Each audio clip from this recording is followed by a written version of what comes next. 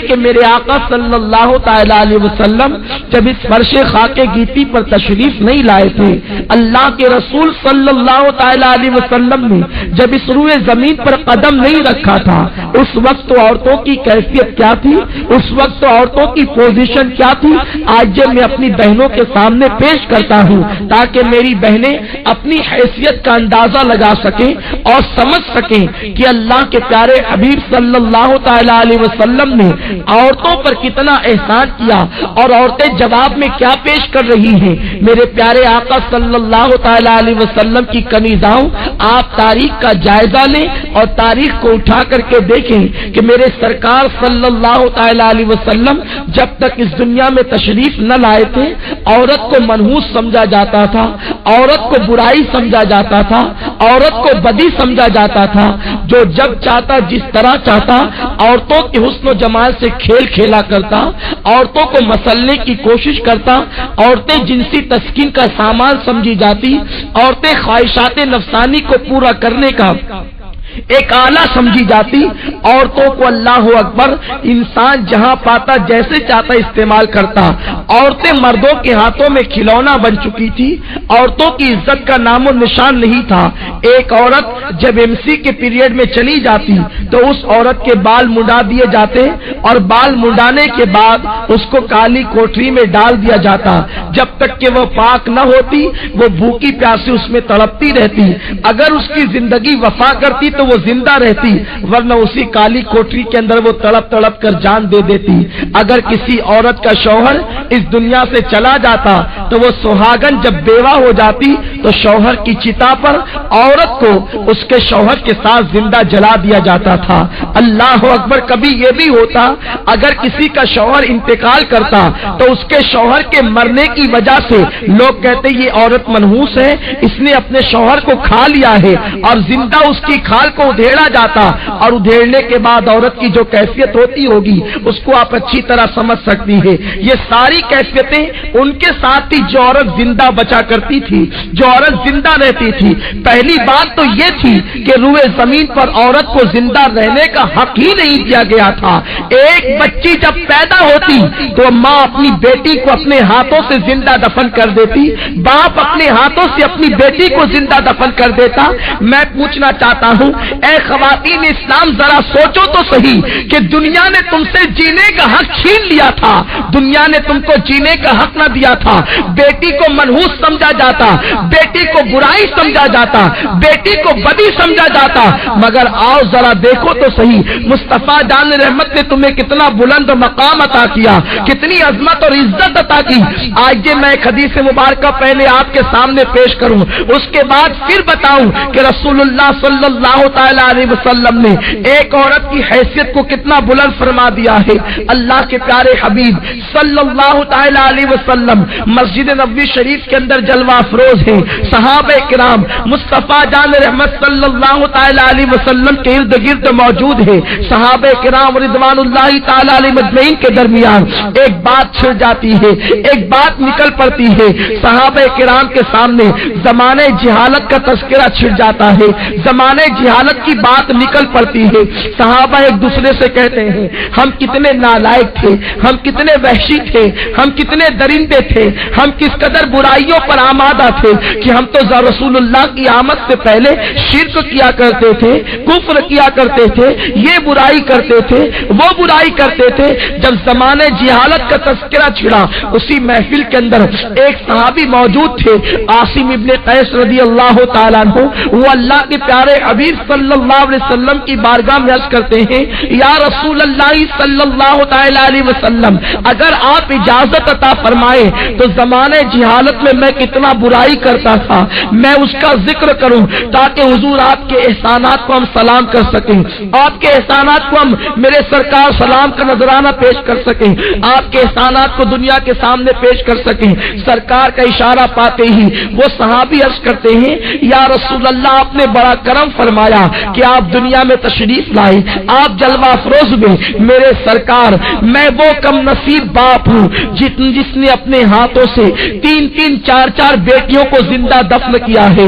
یا رسول اللہ کیفیت یہ تھی، عالم یہ تھا کہ ایک کے بعد دیگرے مجھے 3 بیٹیاں پیدا ہوئی اور تینوں بیٹیوں کو میں نے اپنے ہاتھوں سے زندہ دفن کیا۔ اے اسلام کی مقدس شہزادیوں ذرا سوچو تو صحیح، اگر مصطفیٰ جان رحمت تشریف نہ لاتے تو تمہیں زندگی کیسے ملتی، تم روئے زمین پر کیسے زندگی گزارتی؟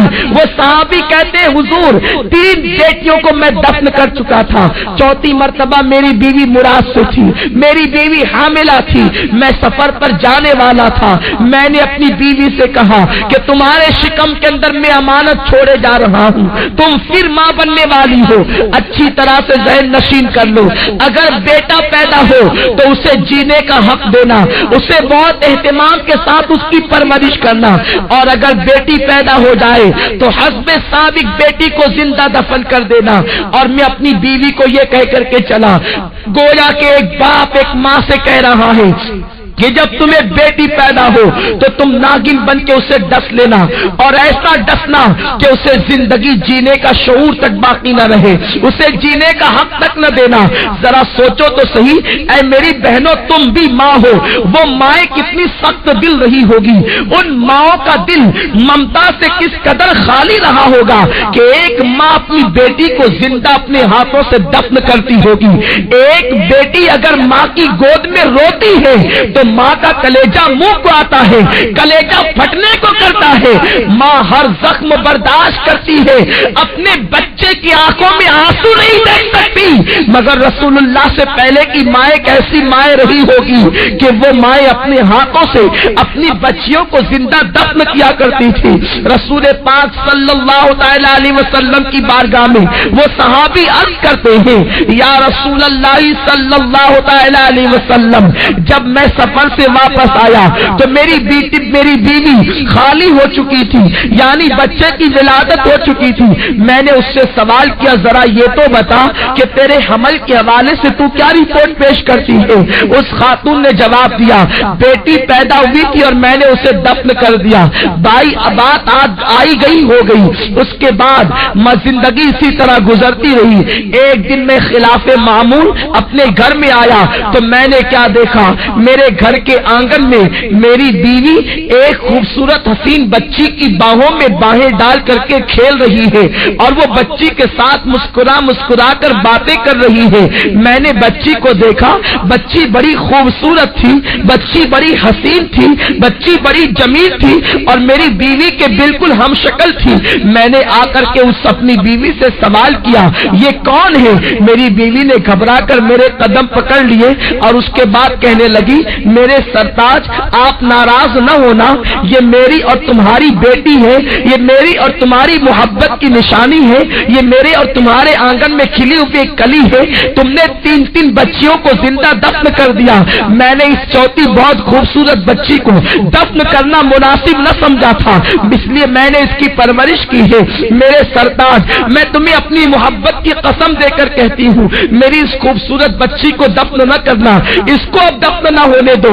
اس بچی کے حسن و جمال کو دیکھ کر میں بھی اس کے حسن پر فریفتہ ہو گیا، اور یا رسول اللہ اب اس بچی کی میں بھی پرورش کرنے لگا، مگر جب میں اس بچی کی پرورش کرتا، وہ بچی ابھی 3.5 سال یا 4 سال کی ہوئی ہوگی، میرے دل کے اندر خیال آتا جب یہ بیٹی جوانی کی دہلیز پہ قدم رکھے گی تو جس طریقے سے میں نے دوسری عورتوں کے حسن و جمال سے کھیل کھیلا ہے، اسی طرح اس کے حسن و جمال سے کوئی کھیل کھیلے گا۔ جیسے میں نے دوسروں کی آبرو لوٹی ہے، اسی طرح میری بچی کی آبرو بھی لوٹی جائے گی۔ اگر میرا کوئی داماد ہوگا، جس طرح میں نے اپنے سسر پر ظلم کیا ہے، اس طرح کوئی میرا بھی داماد مجھ پہ ظلم کرے گا، اور یہ ایک نحوست ہے۔ بیٹی نحوست کا دوسرا نام ہے، بیٹی برائی کا دوسرا نام ہے، بیٹی بدی کا دوسرا نام ہے۔ کیا میں برائی کی پرورش اپنے ہاتھوں سے کروں گا؟ کیا میں نحوست کی پرورش اپنے ہاتھوں سے کروں گا؟ یا رسول اللہ इस तरीके से मेरा दिल मुझ पर मलामत करता, मेरा नफ्स मुझ पर मलामत करता। एक दिन मैं अपनी बेटी को अपनी बाहों में लेकर के सो रहा था, अचानक मेरे नफ्स ने मुझे बेदार किया, शैतान ने मुझ पर गलबा किया और या रसूल अल्लाह मैं अपनी 3.5 या 4 साल की बेटी को गोद में उठा करके उसको जिंदा दफन करने के लिए लेकर के चल पड़ा। मेरे सरकार रात का सन्नाटा था, मक्का मुकर्रमा की सरजमीन थी, अल्लाह अकबर, कुदसियाने फलक जमीन पर उतर रहे होंगे, दुआ की मकबूलियत का वक्त रहा होगा, हरम की मुकद्दस सरजमीन पर जब अल्लाह के मासूम फरिश्तों की जमात आ रही होगी, ऐसे वक्त में शैतान मुझे बेटी को जिंदा दफन करने के लिए उभार रहा था। मैंने अपनी बेटी को अपनी गोद में संभाला और मैं लेकर के दौड़ने लगा। मैं इसलिए दौड़ रहा था या रसूल अल्लाह, अगर मेरी बीवी जाग गई तो वो मुझे अपने इस नापाक ख्याल से रोक लेगी, नापाक इरादे से बाज रखेगी। मैं बीवी के उठने से पहले अपनी बेटी को लेकर के दफन कर देना चाहता था। हुजूर, जब मैं अपनी बेटी को अपनी गोद में लेकर के दौड़ रहा था, अचानक मेरा पैर एक पत्थर से टकराया अंधेरे में और मैं गिर पड़ा। वो बच्ची भी गिर गई। जब बच्ची नींद में थी वो अचानक बेदार हुई, उसने अंधेरे में मुझे और उसको गिरते देखा, वो उठी। मैं थोड़ी देर के लिए संभला तो बेटी ने कहा, अब्बा कहीं आपको चोट तो नहीं आई? उसकी लुकनत वाली जबान में बेटी अपनी ममता का इजहार कर रही थी अपने बाप के साथ। और या रसूल अल्लाह, मैं उस बेटी को हमेशा के लिए खत्म कर देना चाहता था, उस बेटी के लिए हमेशा के लिए उसको मिटा देना चाहता था। हुजूर, वो बेटी मुझसे पूछ रही थी, बाबा तुम्हें कहीं चोट तो नहीं लगी, तुम्हें कहीं जख्म तो नहीं आया? उसके बावजूद मैंने बेटी का कोई जवाब न दिया। बेटी ने फिर पूछा, बाबा इतनी रात के वक्त आप मुझे कहां ले जा रहे हैं? आप मुझे कहां ले जाना चाहते हैं? मैंने उसको कोई जवाब नहीं दिया। मैंने उससे कहा चलो और जल्दी चलो। उसके बाद क्या था? उसने कहा नहीं, मैं नहीं जाऊंगी, इतनी रात को आप कहां ले जाना चाहते हैं? मेरी माँ कहां है? उसके बाद या रसूल अल्लाह, जब उसने आने से इनकार किया तो मैंने उस बेटी के सर के बालों को पकड़ा और पकड़ करके उसको घसीटना शुरू किया, उसको खींचना शुरू किया। वो बेटी कहती, बाबा मुझसे क्या गलती हो गई? अब्बा मैंने क्या गलती की है कि आखिर आप मुझे घसीटते हुए लेकर के जा रहे हैं? मेरी माँ कहां है या रसूल अल्लाह? वो कहती, मुझसे क्या गलती हुई? मगर उसकी एक गलती थी कि वो बेटी बनकर दुनिया में आई थी। उसकी सबसे बड़ी गलती यही थी। मैं उसको खींच करके फिर उस जगह पर ले गया जहां पर बच्चियों को जिंदा दफन किया जाता था। या रसूल अल्लाह, जब मैं गड़ा खोद रहा था, मैं गड़ा खोदता जाता, वो बच्ची अपने हाथों से मिट्टी निकालती जाती। जब मिट्टी से मेरा दामन दागदार होता तो मुझसे कहती, अब्बा ये मिट्टी से आपके कपड़े दागदार हो रहे हैं, अपने कपड़ों को बचाइए, अपने कपड़ों को संभालिए।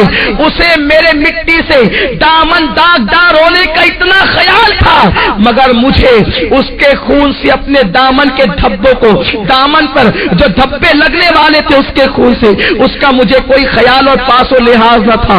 या रसूल अल्लाह सल्लल्लाहु तआला अलैहि वसल्लम, उसके बाद मैंने गड़ा खोदा और गड़ा खोदने के बाद उस बच्ची को उसके अंदर डाल दिया। मेरे सरकार, वो बच्ची रोती रही और कहती रही, बाबा आप मेरे साथ क्या सलूक करना चाहते हैं? आखिर आप मुझे क्यों दफन करना चाहते हैं? मैं कोई जवाब नहीं देता था। मैं कभी पत्थर डालता, कभी मिट्टी डालता। उस गड्ढे के अंदर वो बच्ची कभी इधर को होती, कभी उधर को होती और अपनी माँ को पुकारती। आखिरकार या रसूल अल्लाह, मैंने सोचा ये इसी तरह चीखती रहेगी और सुबह का सवेरा नमूदार हो जाएगा। हुजूर, मैंने एक बड़ा पत्थर उठाया और पत्थर उठा करके मैंने उसके सर पे दे मारा। हुजूर, उसकी एक चीख निकली और हमेशा के लिए उस जंगल के अंदर वो चीख खामोश हो गई। या रसूल अल्लाह, उसके बाद मैं उस पर मिट्टी डालता रहा, पत्थर डालता रहा और फिर उसके बाद मैं उसकी कब्र बना करके जब लौटा تو میرے پیچھے آواز آ رہی تھی، ابا مجھ سے کیا غلطی ہو گئی، آپ مجھے کیوں قتل کرنا چاہتے ہیں؟ میں پلٹ پلٹ کر دیکھتا، حضور میں یہ سوچتا وہ بچی پیچھے دوڑ کر تو نہیں آ رہی ہے، میں جب پلٹ کر دیکھتا تو پیچھے کوئی نظر نہیں آتا۔ جب میں بستر پہ آ کے لیٹا تو اس وقت میرے دل کی کیفیت یہ تھی، میرے دل کا عالم یہ تھا کہ اس بچی کی آواز میرے کانوں سے ٹکرا رہی تھی۔ یا رسول اللہ، میں سوچتا تھا کیا وہ بچی پھر چلی آئی، مگر وہ بچی نہیں آتی تھی، بلکہ وہ میرے ضمیر کی آواز تھی، وہ میرے دل کی آواز تھی، اس لیے کہ میں نے بہت بڑا جرم کیا تھا۔ اللہ کے رسول صلی اللہ تعالی علیہ وسلم اس ظلم کی داستان کو سنتے رہے، اور سننے کے بعد سرکار کی چشمان مبارک سے آنسو بہتے رہے، سرکار روتے رہے، اور آقا نے فرمایا اے لوگوں، جب تک میں نہیں آیا تھا تم نے عورتوں پہ جتنا ظلم کرنا تھا کر لیا، اب عورتوں پہ ظلم نہیں کیا جائے گا۔ میں ان کا مونس و غمخوار بن کر، ان کی ہچکیوں کا جواب بن کر، ان کی آہوں کا اللہ اکبر مداوا بن کر میں تمہارے درمیان آ چکا ہوں۔ اب بچیوں کو زندہ دفن نہیں کیا جائے گا، اب بچیوں کی ہچکیاں نہیں نکلے گی، اب بچیوں کی ہچکیاں بلند نہیں ہوگی، اب بیواؤں کو جلایا نہیں جائے گا، اب بیواؤں کو تڑپایا نہیں جائے گا، اب جس کے گھر میں بیٹی پیدا ہوگی اس کو جنت کی بشارت دی جائے گی، اب بیواؤں کو مارا نہیں جائے گا، ان کی جلدوں کو ادھیڑا نہیں جائے گا، بلکہ وہ رسول نے 2 مرتبہ بیوہ ہونے والی خدیجہ سے نکاح کر کے بتا دیا بیوہ منحوس نہیں ہے، اگر بیوہ منحوس ہوتی تو اسے تمام امہات المومنین میں سب سے پہلے ام المومنین بننے کا شرف حاصل نہیں ہوتا۔ سرکار نے 2 مرتبہ بیوہ ہونے والی خدیجہ کو تمام مسلمانوں کی ماں بنا دیا، تمام مومنین کی ماں بنا کر کے بتایا کہ لوگوں دیکھو، نہ بیوہ منحوس ہے نہ بیٹی منحوس ہے،